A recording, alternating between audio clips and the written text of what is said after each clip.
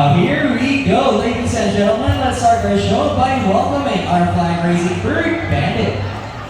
Now, right there is our green winged macaw, also known as the red-headed macaw. Now, these birds are widespread throughout the forest and woodlands of northern and central South America. And there you go, our show is officially started. How about a round of applause for our flag-raising bird, Bandit? So hello everyone, mayang sa tanan, and welcome to Cebu Ocean Park's Amphitheater. My name is Vince, and I'll be your host for today's show. Now our next set of birds are just like any best friends. Now sometimes we know that friends can be competitive, right? So let's meet Blue and Azul. And today these two birds will battle over who's going to be the best in the basketball game. Next we have Blue and each trainer Mary is Azul.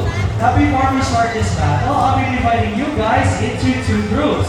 Now first up for the boys, let me hear you cheer for Blue. Say, go Blue, go Blue. Go Blue, go Blue. And now for the girls, let me hear you cheer for Azul. Come on girls, say, go Azul, go Azul. Okay, now are you guys ready for the basketball game? Full of energy once again. Are you go? Let's go Blue, let's go Azul. So first ball for both birds. Second ball for both birds. And last ball, who's got it? Here's this game. That's alright, Azul. So trainer Mary, you lost this game. What can you say? Oh, she wants another round.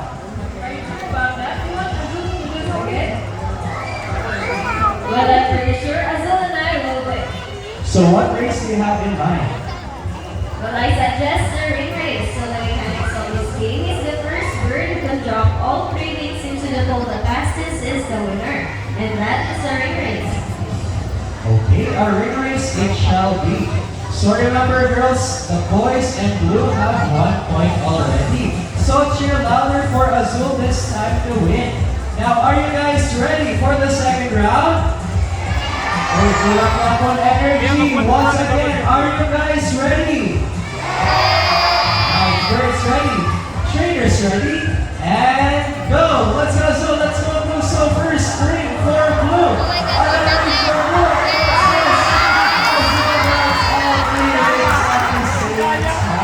What a clever technique. So trainer mix, did you see that? 3 rings at the same time. What can you say? It wasn't good for you, Mary. You guys cheated. Oh, did you guys really cheat? No, we didn't cheat. Azul just used her brain. Oh wow, so a round of applause for Blue and Azul. Okay, so sir, any last words? But sir, let's call in our money bird Blue. Now Blue right here can detect if the money is fake or not. So let's go Blue. Now Blue flies over, grabs the money. What's next Blue? So Blue flies back to the table and Blue wants to, there you go, donate your money. So how about a round of applause for Sir Oliver right here. So sir, is it okay that Blue donates your money? Sure? Since okay lang sir, how about the second round? This time na po nag-apply sir. 500 pesos sir. Okay, sir, national po sir. Joke lang po sir, it's all professional. We'll return your money. But first, Blue wants a picture with you for souvenir. So just follow our trainer's instructions. Now give us your best smile and pose with our money bird Blue. Next service Blue.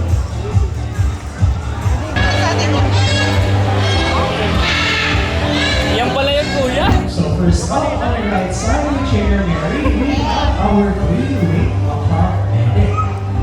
As you can see, those birds are covered with mostly red plumage. Now their tail and their wings are blue and green. Now that bird has a white neck and face striped with small red feathers.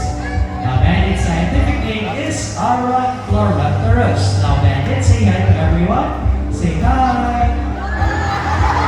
How about the other side, Bandit? Say hi. Now there on your left, and gold buckles, as you can see, are covered with a beautiful shade of blue on their backs, and their bellies and their wings are golden yellow. Now their eyes and beaks are solid black.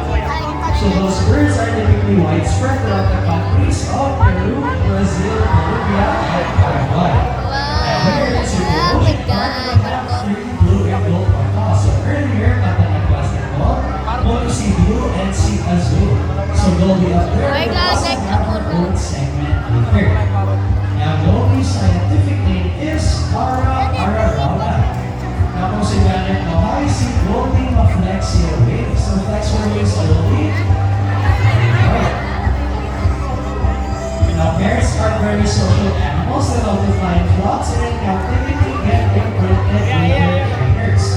Now panic and Goldie can get recruited up to 60 to 70 years old. And if you know that parrots are monogamous, meaning they'll only have one partner for their entire lifetime. That's it for our two lovely parrots here in Cebu Ocean Park. Once again, the junior captain, our blue and gold macaw, and the junior Mary is our green and blue macaw.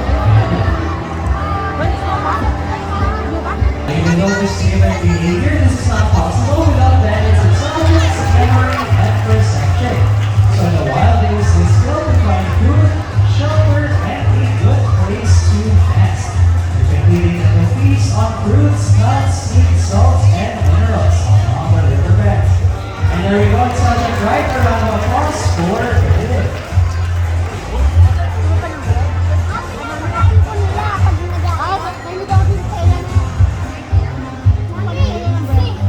Guys, so here is a ball which I'll hide under one of these three silver cups.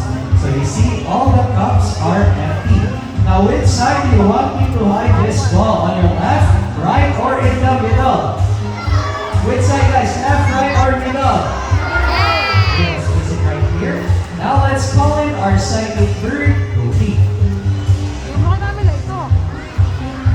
So you think Goldie can find the hidden object? If it's a yes, let me hear you cheer. You can do it, Goldie. Okay, Goldie, find us the hidden object. Now Goldie searching, scanning the